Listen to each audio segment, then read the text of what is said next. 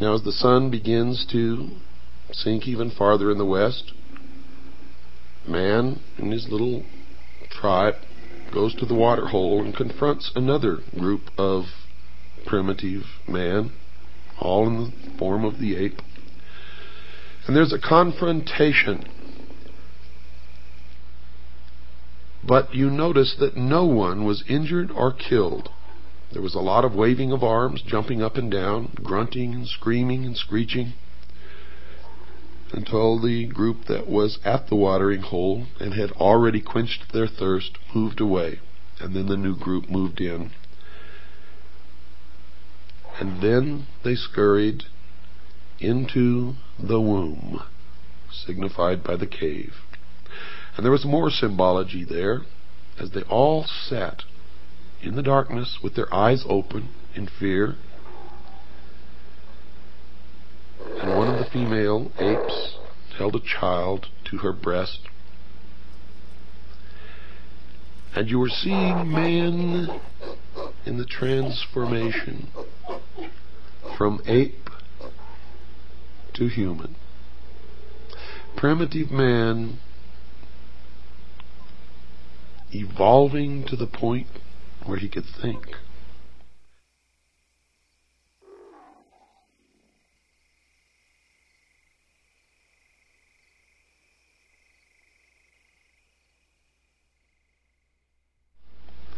And then what happened in the movie? Toward the dawn, you heard the humming of bees. Millions of bees. And the beehive and bees are a prominent symbol in the mystery schools. It signifies societal cohesion, industry. Now, not industry as you may know it in the manufacture of cars, but industry in working together in a societal form. In this case, the very basic rudiments of society. And as the sun again began to rise up in the east, signifying the dawn of the new man, the audience beheld an obelisk, a monolith. In front of the cave are the womb from which the apes emerged, and it appeared that the humming of the bees was emanating from this block of stone. Now notice I said three words: monolith, obelisk, and stone. All of these are significant symbols in the ancient mystery religions. And you saw that this was not God, because creation had already taken place. The world had been created. Plants and animals had been created, and primitive man existed on the earth before this monolith, this obelisk, this stone ever made its appearance.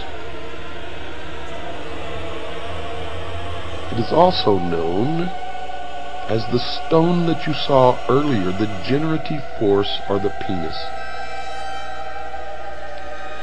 Now don't get all confused by this terminology. It will begin to make sense to you as we go along.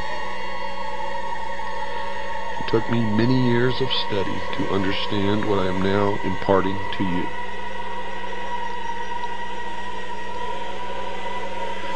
You watched as the apes milled about in great excitement, and one, encouraged by another, signifying Adam and Eve.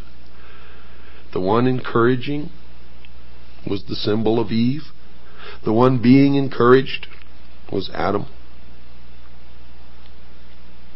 Until he actually reached out and touched the face of the stone, and he was imparted intellect. You could tell that something significant had happened because the tone and the general volume of the music changed at that point. And then the other apes began to touch and rub the statue. Now, most people that I knew attributed what happened to some extraterrestrial force. And they were receiving the exoteric interpretation, or that which is meant for the profane, those who are not illumined and cannot understand what it is they are seeing. But for the initiated, what they witnessed was the creation of the world by God, and the impartation of knowledge to man, the forbidden knowledge, by Lucifer through his agent Satan. For in the religion of the mystery schools, they believed that man was held prisoner in the Garden of Eden by an unjust and vindictive God, and that man was not told by this unjust and vindictive God that he could have the same powers. And man was set free from the bonds of ignorance by Lucifer through his agent Satan, and many believe that the two are the same, and that's okay because maybe they are. And that through the gift of intellect, man himself will become God.